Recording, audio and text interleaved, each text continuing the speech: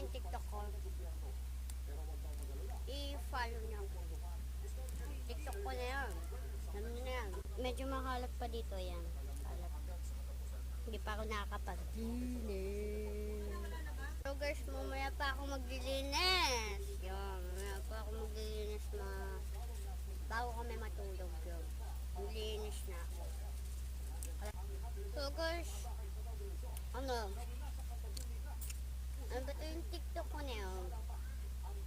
Kakatapos ko lang ngayon. So bye bukas na ulit ako mag-TikTok.